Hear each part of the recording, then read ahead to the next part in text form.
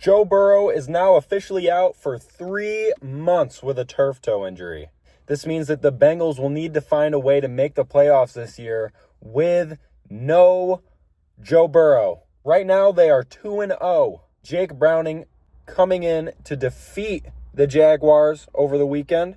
Right now on the roster, there is Jake Browning, Brett Rippon, Mike White, and Sean Clifford.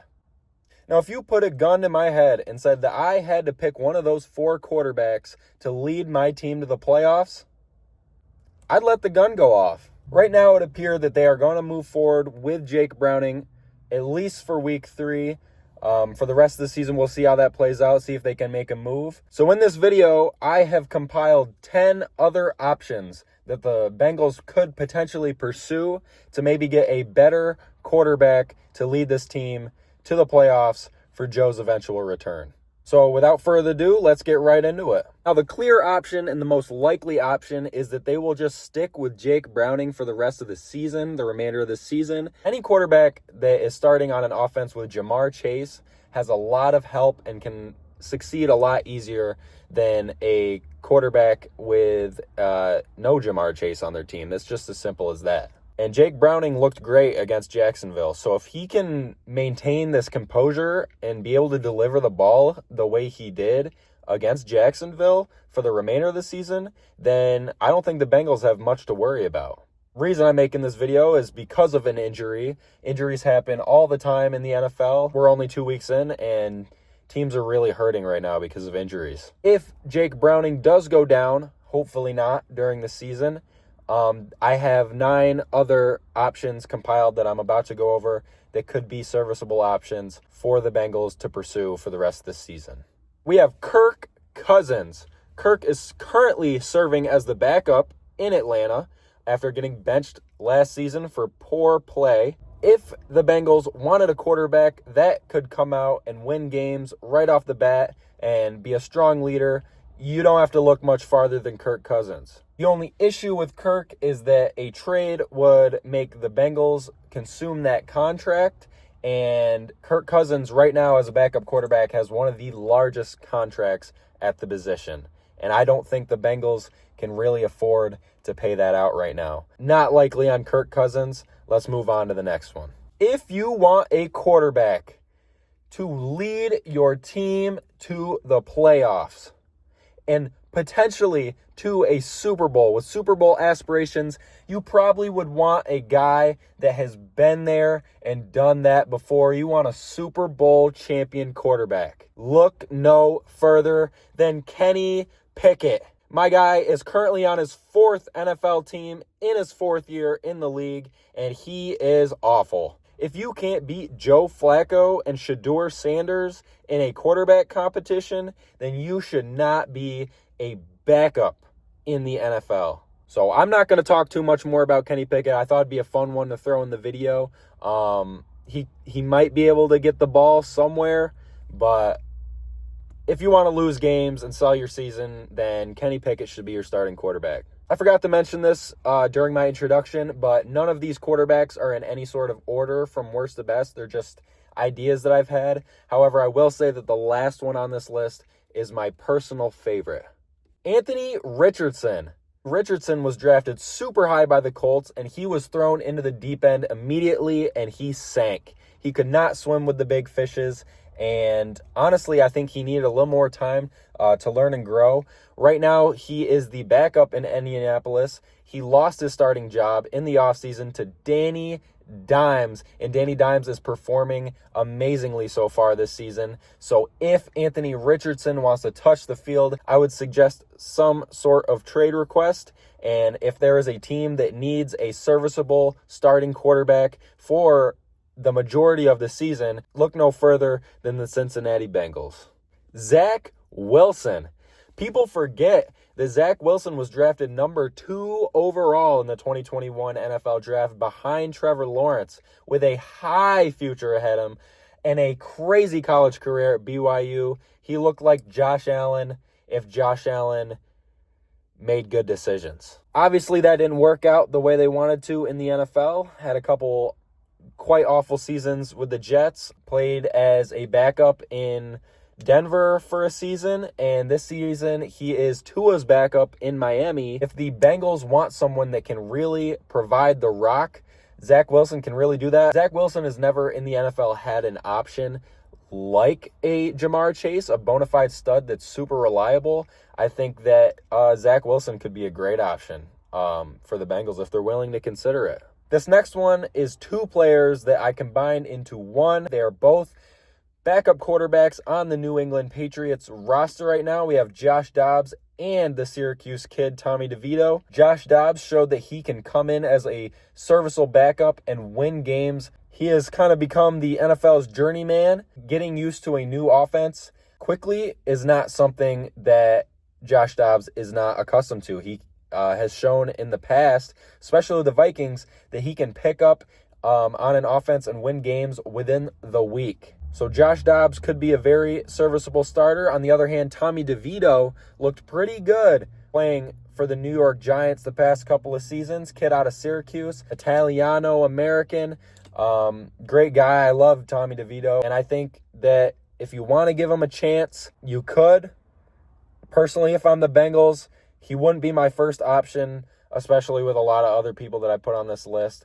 So I just thought for this one, we're going to call it Josh Dobbs, parentheses, Tommy DeVito, because either way, I think they both could be good options. This next one will come as a surprise to a lot of you. We have Shedeur Sanders. Now, Shedeur Sanders slid so far in the draft. He was projected top 5, slid to the 5th round, I believe, and really disappointing. He's currently the second or third string quarterback on the Browns depth chart, and a lot of the reason why he slid so far was he turned down a lot of teams because he really wanted the chance to start. He wanted to play. He didn't want to learn and progress. He wanted to be the guy in the situation, and the Bengals have a situation right now where they need a quarterback who wants to be a leader of this team, who can lead the team. The Bengals are in a situation right now where they need a quarterback that can be a leader in the locker room for an entire season. And Shedeur really wants that opportunity to prove himself. Can he be that leader? I doubt it. I probably don't know. Maybe. But if you want a guy that really needs to prove himself, and you have weapons like T. Higgins and Jamar Chase on your team, I think Shedeur Sanders could surprise a lot of people, and that could be a good option for the Bengals. Mason Rudolph. This, as a Steelers fan, would make me pretty happy, not because I want Mason Rudolph to go. I love Mason Rudolph, but that would promote Will Howard to quarterback 2 on the depth chart, and I think that Will Howard has a lot more upside than Mason Rudolph. Mason Rudolph's on the back half of his career. He started a season in Tennessee last season, not the best, but he's shown that he can win big games with many seasons as the backup for the Pittsburgh Steelers. If the Bengals want a guy that can come in and win some games, Mason Rudolph could be a great option. Not Will Howard. Don't take Will Howard. Gardner Minshew.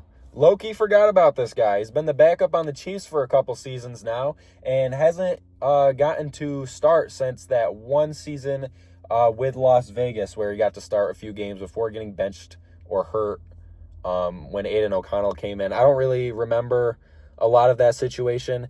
But I think that was the last time Gardner Minshew had a starting opportunity. Didn't look great. So not the best option, but if you want a guy that has a lot of experience being a starter, Gardner Minshew is a great option. Joe Milton. Joe Milton has gotten a lot of praise from a lot of people in the NFL in his short career. He came in for the Patriots in a game against the Bills, Week 18 game that didn't matter as much, and he had an electric game, was making plays all over the field, along with a really good rookie preseason that year. This year, he is the backup to Dak Prescott in Dallas, had a very, very poor performance in the preseason this year, so things aren't looking great right now for Joe Milton, but if people are still believing the hype of Joe Milton that they believed in 2 or 3 years ago, then, I mean, Joe Milton's got a crazy arm and is super athletic. He could make big plays on the Bengals. Jameis Winston. Now, Jameis Winston personally would be my favorite option if I was looking for one of these quarterbacks. He threw for 500 yards in a primetime game against Denver last year. Are you kidding me? Now, obviously, the interceptions are a problem. His current injury is kind of a problem. I don't know if he still has the injury, but right now he is the third string emergency quarterback on the Giants, and he is a quarterback that won games for the Browns last season. He's won games for the Saints. He's won games for the Buccaneers. He's won games everywhere that Jameis Winston has gone. He's had a lot of good showings and a lot of really bad showings. If you want a guy that can come in, a great locker room guy, a huge teammate guy, someone who can really motivate the squad, bring Jameis Winston in. If he can't start immediately due to injury concerns or whatever, then hand Jake Browning the keys for a few weeks. And if that falls off, then Jameis Winston is the guy, I'm telling you. I said earlier that the final one is my favorite one. We are on to the final one, and this is one that I didn't quite think about when I first heard about this situation, what the Bengals could do. But as soon as I thought about it, it made so much sense to me. We have the Red Rocket, Andy Dalton. This guy spent his entire career in Cincinnati, the starter for consecutive seasons. For almost a decade, he was the starter of the Cincinnati Bengals. In the past few seasons, he's had a few stints. He had one in Dallas. He had one in New Orleans. He's currently the backup on the Carolina Panthers. If Andy Dalton is reunited with the Cincinnati Bengals, we could see a miraculous storyline occur in the NFL with the reunion of the Red Rocket in Cincinnati. And it could be a retirement year. Good story. Lead him to the playoffs. Hand Joe the keys in the playoffs. Maybe the Bengals could win the Super Bowl. Andy Dalton finally gets a ring, retires. It's the perfect situation. And I think he still got it. He looked pretty good in a few games against the Carolina Panthers last year. So if age isn't something that they're worrying about, it's not going to be hard for Andy Dalton to pick things back up, especially with the familiarity he has with the organization. Wouldn't bet too much money on it, but I feel like that'd be a really, really good story to watch play out in the NFL. So yeah, those are some options that I laid out for the Bengals to potentially pursue. Just a little thought experiment I had, just running through a list of backups and free agent quarterbacks, trying to see what could work, what couldn't work. Personally, if I'm betting on what the Bengals would do in this situation, I think they're just going to ride with Jake Browning for the rest of the season and probably perform pretty poorly. If the Bengals organization can scrape some money together to get a stud like one of the ones that I named in this list, I think the Bengals could still make the playoffs. They are 2-0, which is leading the division right now. Obviously, the Steelers are 1-1, the Browns are 0-2, and the Ravens are also 1-1. If the season ended before Week 3, for whatever reason, the Bengals would be the division winner in the AFC North. So they got a lot to fight for right now. So yeah, thanks for watching, you guys. I will see you tomorrow for my NFL Week 3 predictions. But yeah, just a quick little one I wanted to get out. And yeah, thank you guys.